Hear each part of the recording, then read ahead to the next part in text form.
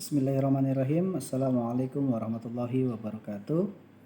Bagaimana kabarnya anak-anakku? Semoga dalam keadaan sehat walafiat. Baik, alhamdulillah pada kesempatan yang berbahagia ini kita dapat bertemu kembali ya di pelajaran PAI.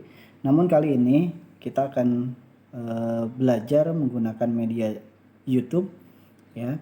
Mudah-mudahan anak-anakku sekalian bisa memperhatikan dengan baik ya, bisa menerapkan dalam kehidupan sehari-harinya. Baik, mari kita mulai saja. Sebelum kita mulai, alangkah baiknya kita mulai dengan baca basmalah. Bismillahirrahmanirrahim. Baik, pada kesempatan kali ini kita akan membahas tentang tata cara sujud syukur, sujud tilawah, dan sujud sahwi. Ini ada di bab 10 ya, pelajaran PAI kelas 8. Baik, yang pertama kita akan membahas dulu tentang esensi SMP ITI Al-Fawas ya, yang berkaitan dengan pembelajaran kita kali ini. Yang pertama ada self leadership, yang mana untuk menumbuhkan jiwa kepemimpinan yang baik, kesadaran tinggi yang tinggi ya, dan sebagainya.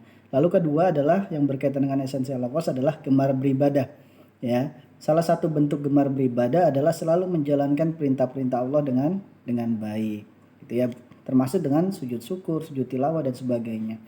Oke. Lalu berikutnya, nah kita akan langsung masuk ke dalam pembahasan. Ada 3 yang akan kita pelajari. Yang pertama sujud syukur, yang kedua sujud tilawah, yang ketiga sujud sahwi. Oke, apa itu sujud syukur? Nah, sujud syukur adalah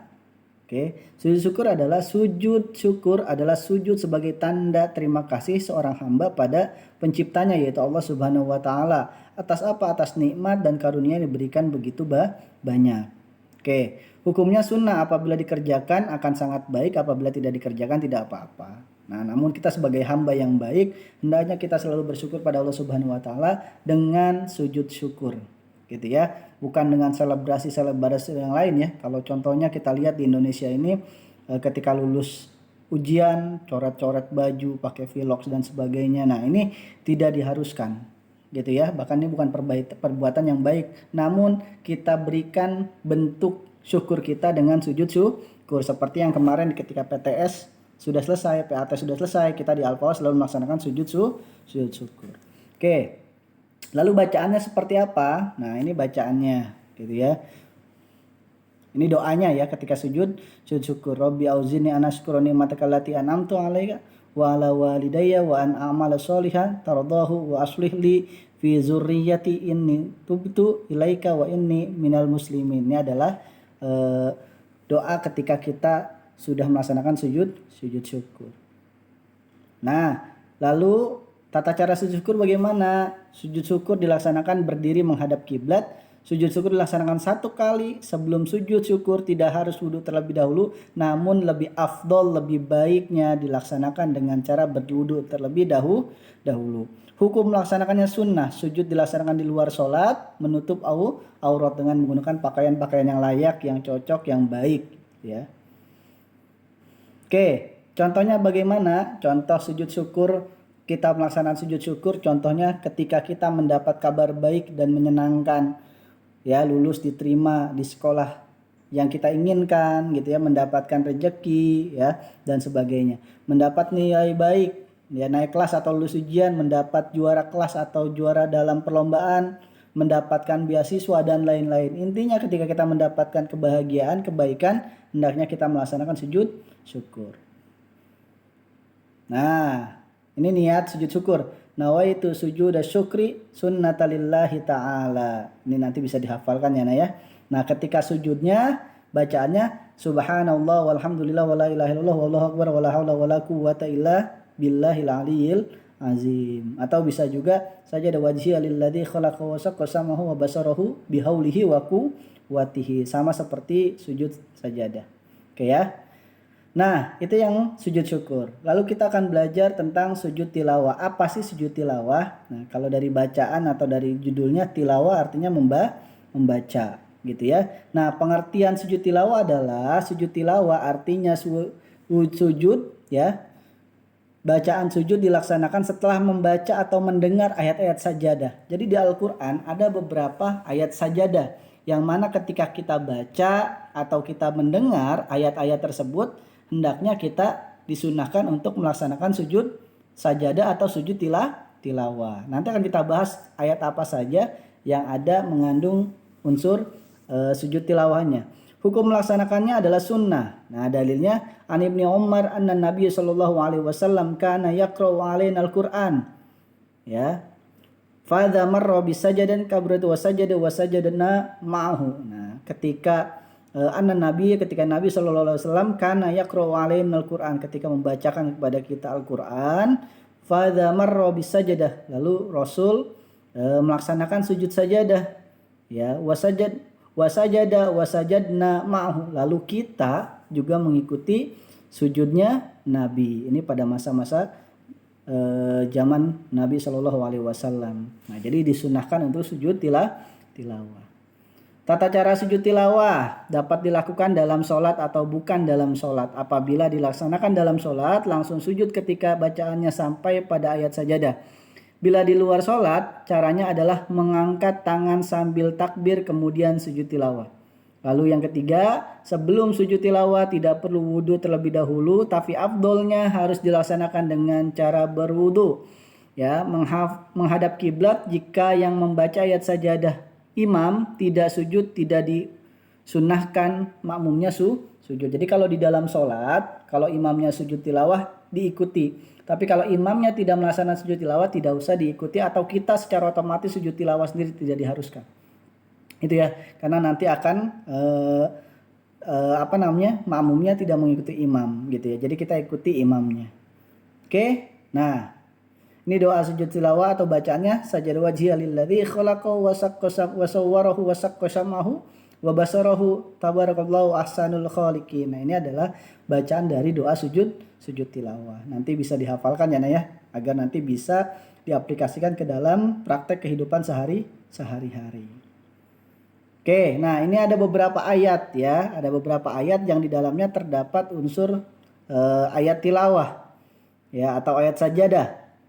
Nah, ini ada 15 yang kita ketahui ada di surat Al-Alaq ya.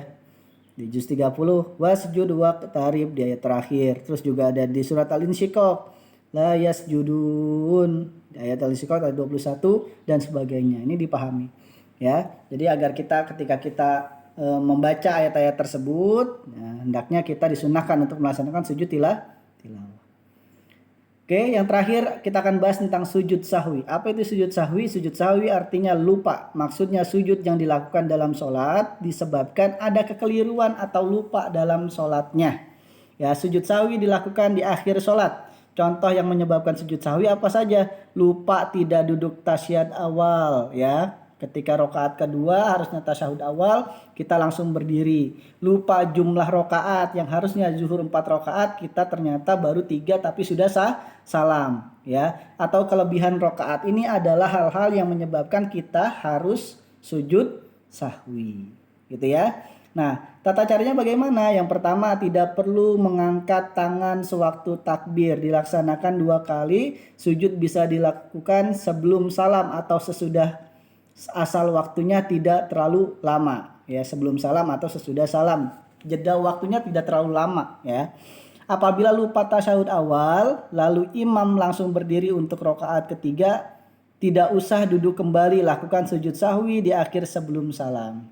Apabila imam salah dalam hitungan rakaat atau yang lainnya, maka hendaknya makmum mengingatkan imam. Nah, kalau imamnya lupa, imamnya keliru, maka makmumnya harus mengingatkan dengan kalimat subhanallah. Nah, nanti insya Allah imam juga sudah paham, lalu akan memperbaiki gerakan sholat dan bacaan sholatnya. Gitu ya, jangan sampai imamnya salah tapi kita nggak ngingetin. Nah, itu seperti itu.